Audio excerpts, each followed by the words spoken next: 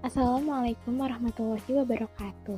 Perkenalkan, nama saya Novita Eka Wulandari dengan NIM 11970606059. Di sini saya akan menjelaskan tentang apa itu pengertian dari pengendalian secara kultur teknis dan juga pengertian rotasi tanaman serta tujuan dan manfaat dari rotasi tanaman tersebut. Baik, yang pertama saya akan menjelaskan tentang apa itu pengertian dari pengendalian secara kultur teknis.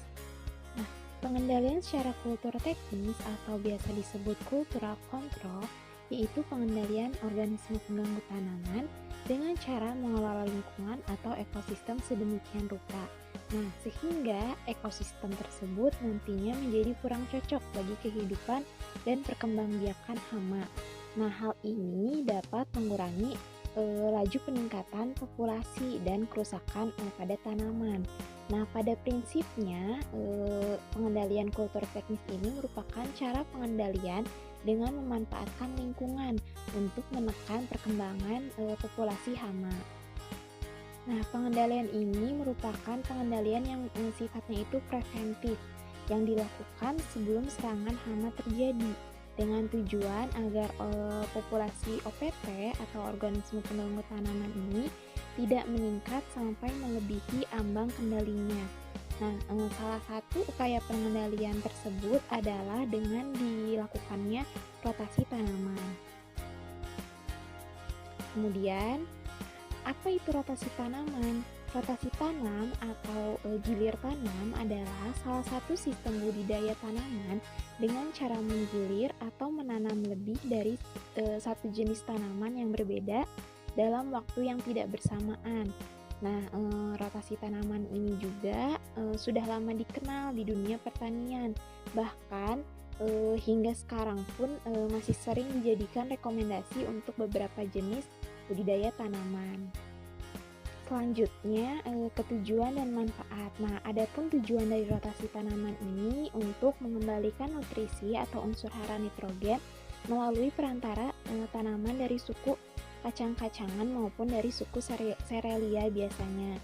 Nah, sedangkan manfaat dari penerapan rotasi tanaman ini yaitu ada beberapa poin. Yang pertama yaitu tekstur dan pH dan juga kelembaban tanah ini akan terjaga secara stabil pada kondisi-kondisi tertentu. Nah, baik sebelum atau bahkan setelah pasca tanam. Yang kedua, dihasilkannya produktivitas panen yang lebih optimal daripada panen-panen sebelumnya. Yang ketiga, yaitu mutu dan kualitas hasil panen ini biasanya akan menjadi lebih baik. Nah, yang keempat, dapat memutus salah satu siklus hidup hama maupun penyakit pada tanaman yang sifatnya itu patogen atau berbahaya bagi tanaman sebelum dan setelah pergiliran atau rotasi tanaman ini dilakukan. Dan yang terakhir yaitu ada pengombinasian penanaman tanaman secara bergilir ini sangat bagus sebenarnya untuk mengatur kadar nitrogen bebas di udara melalui perantara bakteri penambat nitrogen pada bagian akarnya, yaitu bakterinya itu bernama Rhizobium leguminosarum. Mungkin sekian yang bisa saya sampaikan, selanjutnya akan dibahas oleh teman saya. Assalamualaikum warahmatullahi wabarakatuh. Nama saya Irfan Maulana Sidik dengan NIM 11970600037. Di sini saya tergabung di dalam kelompok 6 membahas mengenai rotasi tanaman dan saya kebagian membahas fungsi dari rotasi tanaman. Fungsi pertama dari rotasi tanaman ini adalah mampu mengurangi intensitas serangan hama dan penyakit. Melalui metode ini beberapa jenis hama dan penyakit akan ditangkal gitu apabila melakukan rotasi tanaman dengan jenis komoditas yang berbeda. Setiap komoditas tanaman umumnya memiliki hama dan penyakit yang hampir sama. Melalui rotasi tanaman ini maka siklus hama yang periode sebelumnya akan terputus. Kemudian fungsi yang kedua, mampu meningkatkan kesuburan tanah. Beberapa tanaman ada yang memiliki sifat mampu memberikan ketersediaan hara tanaman. Salah satu jenisnya yaitu polong-polongan. Kemudian fungsi yang ketiga, rotasi tanaman ini bisa menjadi penstabil ekosistem mikro. Kestabilan hara dan pada tanah melalui siklus rotasi tanaman ini terjadi secara alami. Dan fungsi keempat, yaitu fungsi terakhir, bisa sebagai pemenuh kebutuhan dan permintaan pasar. Rotasi tanaman ini akan memproduksi berbagai varian komoditas dalam satu petak kawasan tanam. Dalam teknisnya, kita hanya perlu mengetahui permintaan pasar dan menyesuaikan dengan pola tanam di lahan, serta kemudian menjualnya ke pasar secara kontinu. Nah, setelah itu saya melakukan observasi secara langsung kepada petani.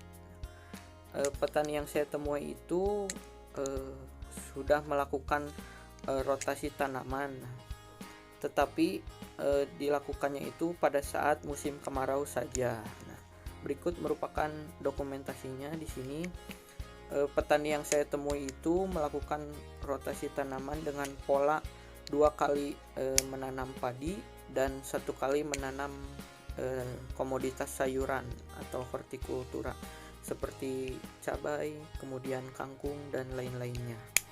Mungkin sekian penjelasan dari saya. Mohon maaf masih banyak kesalahan dan kekurangan. Wassalamualaikum warahmatullahi wabarakatuh.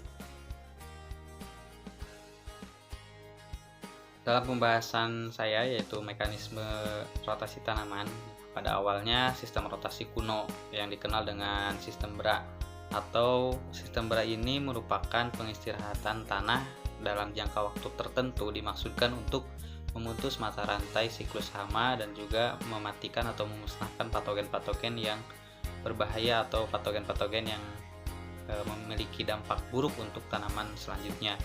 Namun dengan seiring berjalannya waktu, populasi manusia semakin meningkat dan kebutuhan konsumsi rumah tangga semakin meningkat, kita perlu meningkatkan produksi tanaman, sehingga sistem BRA ini dinilai tidak efektif untuk menyediakan kebutuhan konsumsi produksi sayuran maupun pangan, sehingga yang kita kenal saat ini adalah sistem rotasi tanaman dengan pergiliran tanaman, artinya dengan tanaman yang saling menguntungkan atau memiliki suatu keuntungan dari penanamannya tersebut. Lalu untuk mekanismenya, salah satu contoh rotasi tanaman yang dilakukan pada kelompok tanaman sayuran adalah musim pertama dilakukan tanam umbi-umbian.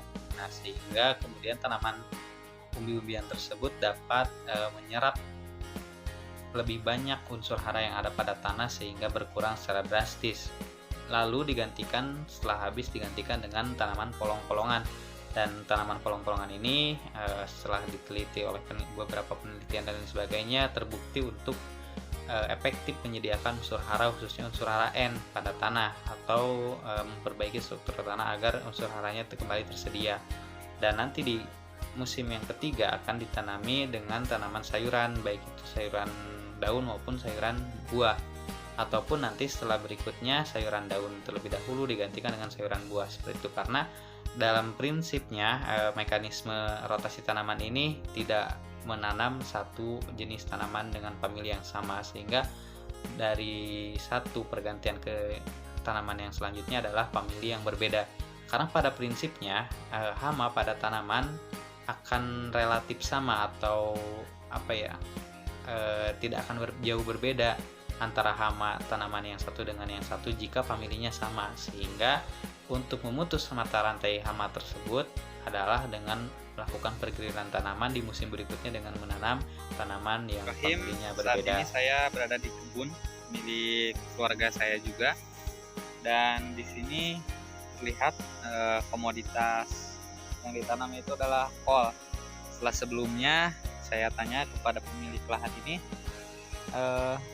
sebelumnya ini ditanam oleh tanaman cabai, sehingga menurut prinsip rotasi tanaman yang dibahas di kelompok kami ini sudah memenuhi prinsip untuk merotasi tanaman dari sebelumnya cabai, sekarang ditanam oleh kol, karena kedua tanaman ini merupakan dua komoditas yang berbeda dalam familinya gitu. Sehingga tujuannya agar memutus rantai siklus hama dan juga memberikan kesempatan tanahnya untuk merecovery unsur haranya dan juga menyediakan unsur hara yang lebih baik lagi. Adapun kelebihan rotasi tanam pertama yaitu memutus siklus hama penyakit. Dapat kita ketahui dalam rotasi tanaman mampu mengurangi serangan hama dan penyakit. Melalui metode ini beberapa jenis hama dan penyakit mampu ditangkal apabila melakukan rotasi tanaman dengan jenis ataupun famili yang berbeda. Lalu kelebihan yang kedua yaitu menurunkan risiko kegagalan panen. Nah, tujuan rotasi tanaman ini salah satunya yaitu menyelamatkan tanaman dengan memutus siklus organisme pengganggu tanaman. Dengan demikian, rotasi tanaman dapat digunakan untuk menurunkan risiko kegagalan panen dan meningkatnya kesuburan tanah juga akibat rotasi tanaman ini, sehingga membantu meminimalisir kegagalan panen buat tanah yang kurang baik. Lalu kelebihan yang ketiga yaitu meningkatkan kesuburan tanah. Tanaman dapat dilakukan untuk meningkatkan kesuburan tanah, mengingat ada beberapa tanaman yang memiliki sifat akusara dan beberapa tanaman yang justru memiliki sifat memberikan ketersediaan hara.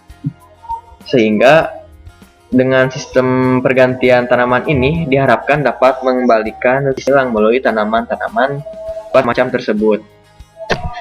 Salah satu contoh rotasi tanaman yaitu jenis tanaman yang rekus unsur hara seperti umbi-umbian dengan jenis tanaman yang lainnya memberikan unsur hara atau polong-polongan atau tanaman, dan melalui rotasi tanaman ini kestabilan terjadi secara alami sehingga secara tidak langsung juga dapat berfungsi untuk mengurangi penggunaan bahan kimia yang dapat menurunkan akibat residu dan dampak negatif lainnya yang dapat terjadi.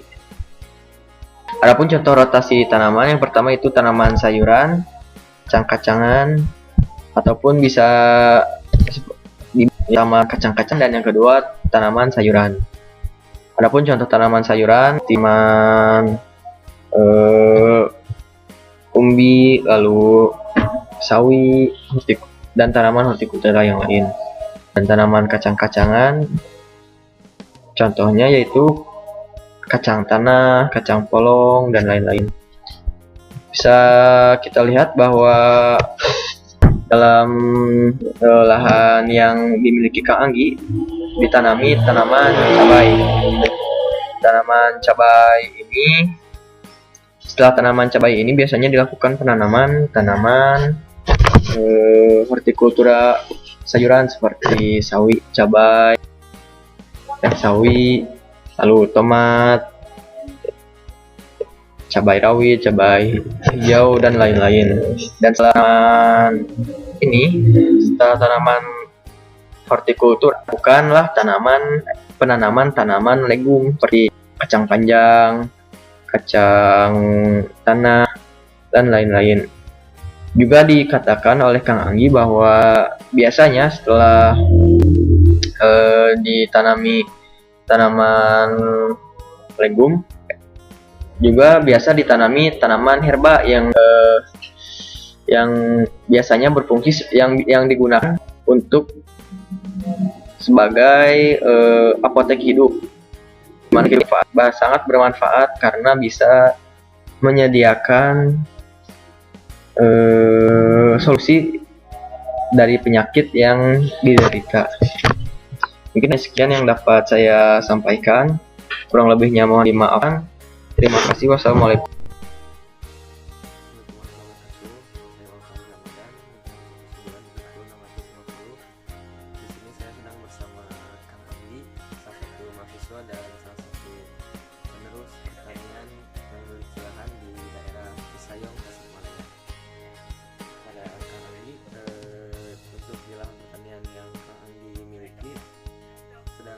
Biasanya ditanami komoditas apa?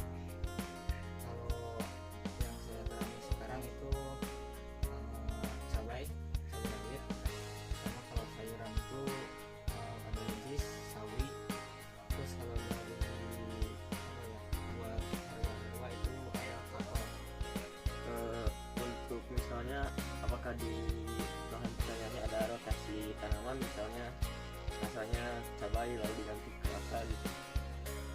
Kalau itu ada setiap musim ada pergantian. Kayak musim yang lalu itu awal